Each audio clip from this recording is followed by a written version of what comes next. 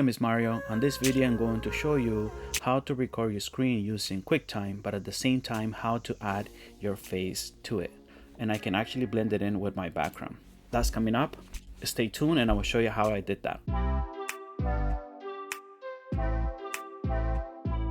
Alright, well let me show you how that is done, okay?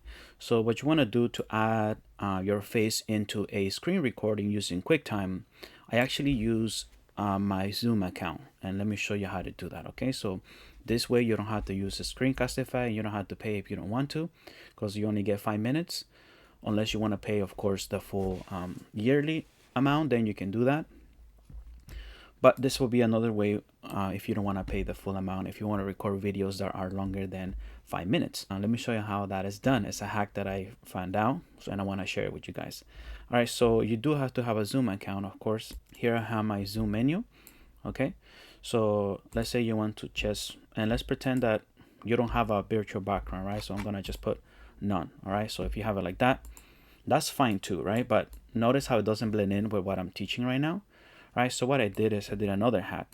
But notice here I have a double screen, right? So I can move this one away if I want to. I can move this one away if I want to, right? You can always hide these tools if you are recording your screen. But let me do step by step. So here I want to blend in with my background. So what I did is I actually changed my background. So I'm going to go to choose virtual background. And I already created this one. I chose this one here, right? Right, and I'm showing you all this, right? So you guys can learn how to do it. It's a hack that I learned, that I figured out, and I wanted to share with you. So now notice here that I blend in with what I'm teaching. I can also move this around whatever I'm putting it, and you guys can hear me clearly. So now, of course, I don't want this, right? If you're using one single screen, you can actually just high floating panel. There it is, right? So there it is. It's gone if you're using single screen. If you're using double screen, you can just move it to the side, and you still have this one here. Make it bigger. You can put it whatever you want to put it. Okay, let me show you something else that came up when I was doing this. My full name will show up. So what I did, you go to participants, and then you just go right here and go to more and rename yourself. So if you want to call yourself, you want to call your company, like mine will be Mario's Math Camp. So now I'm showing the name of my brand, which is Mario's Math Camp.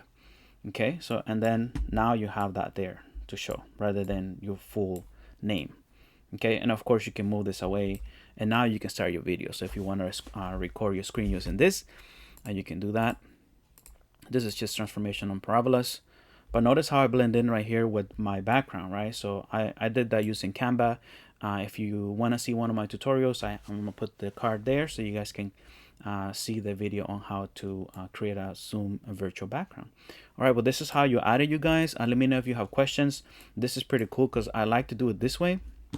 If you don't do it this way, you can do it using Zoom, but I tested both of them and the quality is better with QuickTime. So I'm going to record this on Zoom so you guys can see the difference on the quality of the video. All right, so I'm gonna go to more, record to this computer, and now it's recording, right? You'll see the difference once I show you in the next video. Well, I hope this video was useful. If it was, please hit the like button and don't forget to subscribe. This is Mario, and I will see you on the next video.